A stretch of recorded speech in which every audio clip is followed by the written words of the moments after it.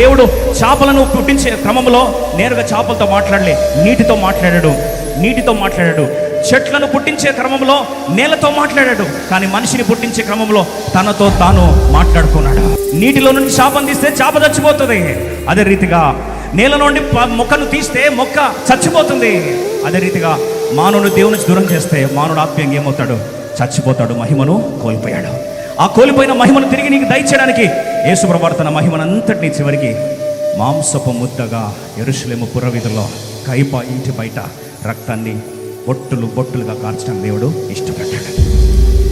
యేసు రక్తం ప్రతి పాపములను కడిగి పవిత్రులుగా చేస్తుంది.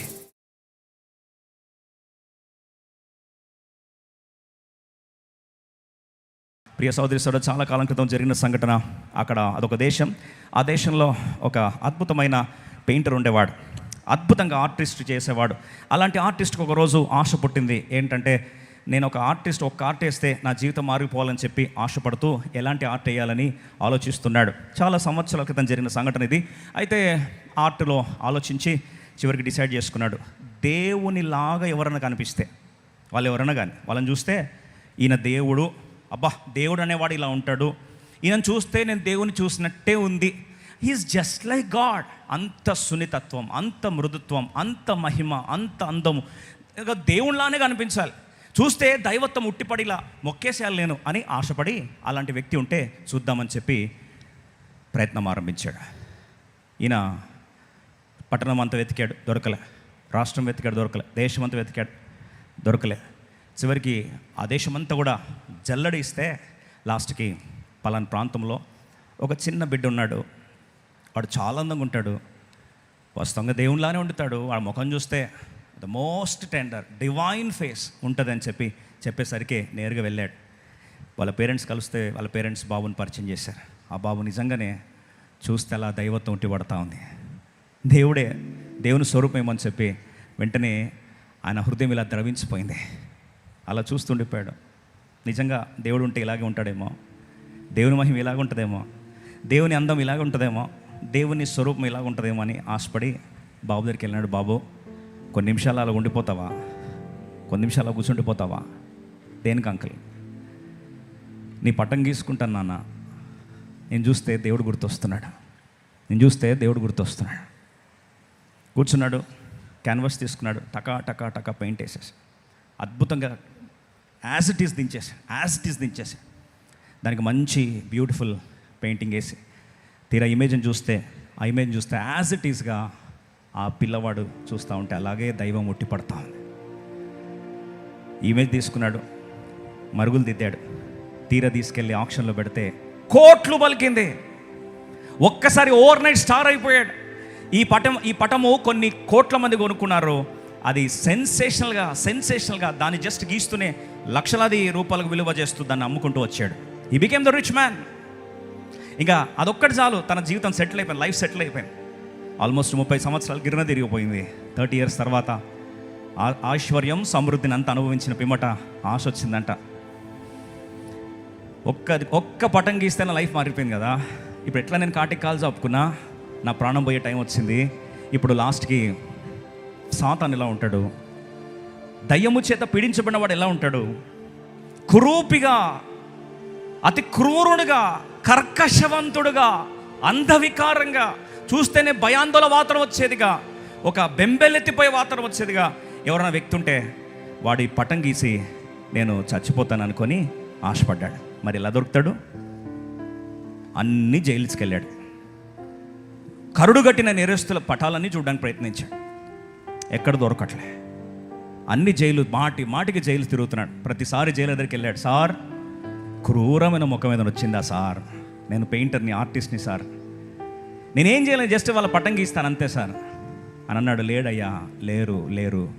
ప్రతిసారి చూసుకోమండం, ఈయన తిరగడం, దొరకకపోయేసరికి ఇలాగే జరుగుతూ ఉంది. సుమారు సంవత్సరం ప్రయత్నించాడు. లాస్ట్కి ఒక మోస్ట్ నోటోరియస్ జైల్, ఆ జైలర్ దగ్గరికి వెళ్ళాడు. సార్, ఇది నా ఆశ, ఒక క్రూరుడు సాతాను ముఖం ఎలా ఉంటుందో, ఒక అపవాది ముఖం ఎలా ఉంటుందో, అతి భయంకరమైన ముఖం ఎలా ఉంటుందో నేను చూడాలని, అది గీయాలని ఆశ ఉందంటే అప్పుడు ఆయన అన్నాడు, బాబు అయ్యా నువ్వు ఇన్నిసార్లు వస్తున్నావు, సరే నీకు ఒక చిన్న సలహా ఇస్తా. ఒకడు ఉండేవాడు, ఈ జైల్లోనే ఉండేవాడు. వాడిని ఎవరం సాధుపరచలేకపోయాము. వాడికి ఏమి కేసులు లేవు, అన్ని కేసులు వాడి మీద ఉన్నాయి. కరుడుగట్టిన నేరస్తుడు, కర్కశవంతుడు, వాని ముఖం మేమే చూడలేకపోయాం.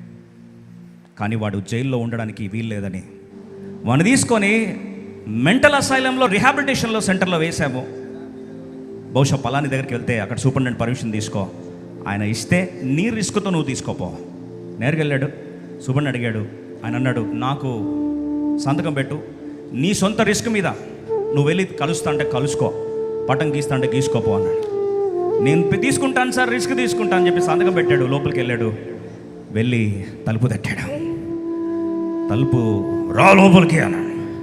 తలుపు తీసి లోపలికి వెళ్ళేసరికి చేతులు కాదు తణుకుతున్నాయి.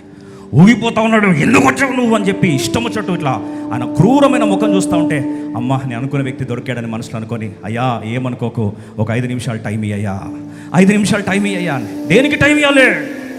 ఆయన బ్యాగ్ తీసుకున్నాడు, బ్యాక్ ప్యాక్ తీశాడు. ఆ బ్యాక్ ప్యాక్ తీసి అక్కడ హ్యాంగ్ చేశాడు. హ్యాంగ్ చేసి 2 నిమిషాలు టైం ఇయ్యా, నీ పిక్చర్ గీస్తానయ్యా, నీ పిక్చర్ గీస్తానయ్యా అనేసరికి, నా పిక్చర్ ఎవరు గీయడానికి వీల్లేదని చెప్పి పైనకు రాబోతున్న సమయంలో సడన్గా వచ్చి ఆగిపోయాడు.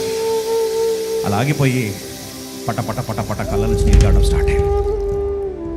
ఎందుకు ఏడుస్తున్నా? బోర్మని ఏడుస్తున్నాడు. ఈ పెయింటర్కి అర్థం కాలే. ఎందుకు ఏడుస్తున్నావు బాబు? బాబు ఎందుకు ఏడుస్తున్నావు చెప్పు బాబు.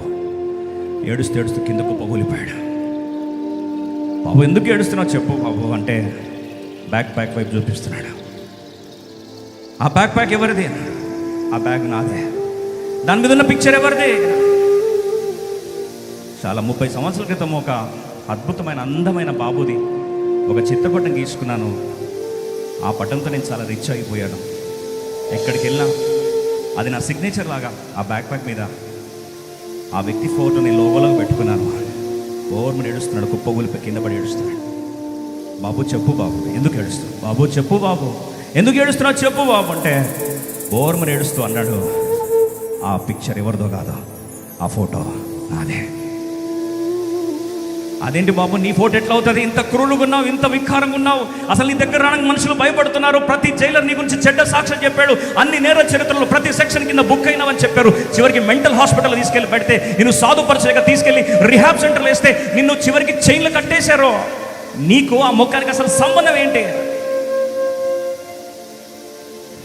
ఒక మాట చెప్పాలి, ఏ అందమైతే మీరు చూస్తున్నారో ఆ అందమే నా పాలిట శాపంగా మారింది. అందానికి ఫ్యాన్స్ పెరిగారు, ఫ్రెండ్స్ పెరిగారు, ఇచ్చలు తిరగడం ఆరంభించాను, పబ్బులకు తిరగడం ఆరంభించాను, పార్టీలు చేసుకోవడం ఆరంభించాను. చివరికి వెళ్తే నాకు చివరికి డ్రగ్స్ అలవాటు చేశారు. డ్రగ్స్ అలవాటు అయిపోయేసరికి ఆరంభంలో ఆషామాషి కనిపించింది. అవి తీసుకోవడం ఆరంభించాను. ముఖాలు మారిపోయినాయి, స్వరూపం మారిపోయింది, నాలో ఆశలు మారిపోయాయి. చివరికి అది తినాలి, కావాలి కావాలి కావాలని అడిక్షన్ డెవలప్ అయిపోయింది. ఇవ్వకపోయేసరికి దొంగతనాలు స్టార్ట్ చేశారు, ఇవ్వకపోయేసరికి మర్డర్లు స్టార్ట్ చేశారు, ఇవ్వకపోయేసరికి రేపులు స్టార్ట్ చేశారు.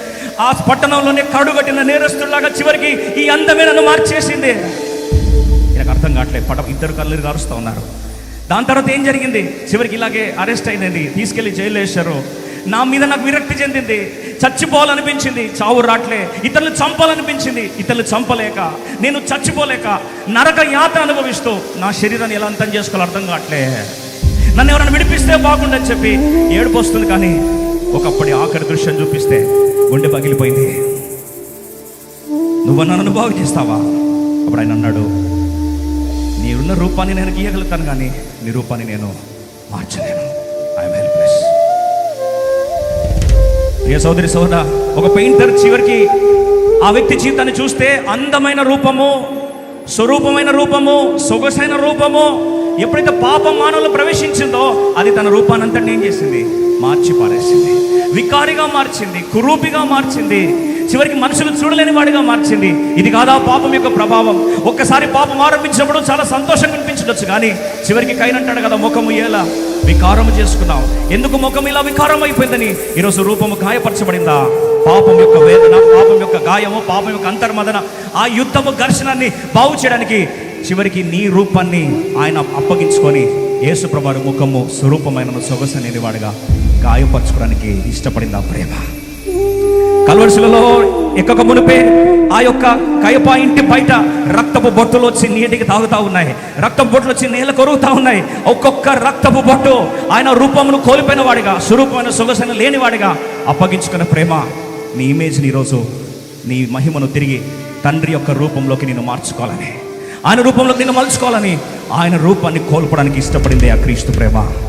ఈరోజు ఆ క్రీస్తు ప్రేమకు స్పందించాలి ఆశ ఉందా? యేసుక్రీస్తు ప్రభు రక్తము నువ్వు ప్రోక్షించబడినప్పుడు యేసు రక్తం ప్రతి పాపము నుండి మనల్ని కడిగి పవిత్రులుగా చేస్తుంది. ఆయన పొందిన దెబ్బలే మనకు స్వస్థతగా మార్చబడుతుంది. Do you want to be healed in this area? ఈరోజు నీ ఇమేజ్ని మార్చాలని దేవుడు ఆశపడుతున్నాడు. ఆయన రూపంలో దేవుడిని సృష్టించుకున్నాడు. అందుకొరకు దేవుడు తన సారూప్యంలో తన మహిమను నీకు ఇచ్చాడు, తన రూపంలో నిర్మించుకున్నాడు. అందుకొరకు యేసు ప్రభువారు వంచడు దేవుడు చేపలను పుట్టించే క్రమంలో నేరుగా చేపలతో మాట్లాడలే, నీటితో మాట్లాడాడు. చెట్లను పుట్టించే క్రమంలో నేలతో మాట్లాడాడు. కానీ మనిషిని పుట్టించే క్రమంలో తనతో తాను మాట్లాడుకున్నాడు. నీటిలో నుండి చేపను తీస్తే చేప చచ్చిపోతుంది. అదే రీతిగా నేల నుండి మొక్కను తీస్తే మొక్క చచ్చిపోతుంది. అదే రీతిగా మానవుని దేవుని నుంచి దూరం చేస్తే మానవుడు ఆత్మీయంగా ఏమవుతాడు? చచ్చిపోతాడు. మహిమను కోల్పోయాడు. ఆ కోల్పోయిన మహిమను తిరిగి నీకు దయచేయడానికి యేసు ప్రభువు తన మహిమనంతటినీ చివరికి మాంసపు ముద్దగా యెరూషలేము పురవీధుల్లో కయప ఇంటి బయట రక్తాన్ని బొట్టులుగా కార్చడానికి దేవుడు ఇష్టపడ్డాడు. యేసు రక్తం ప్రతి పాపములను కడిగి పవిత్రులుగా చేస్తుంది.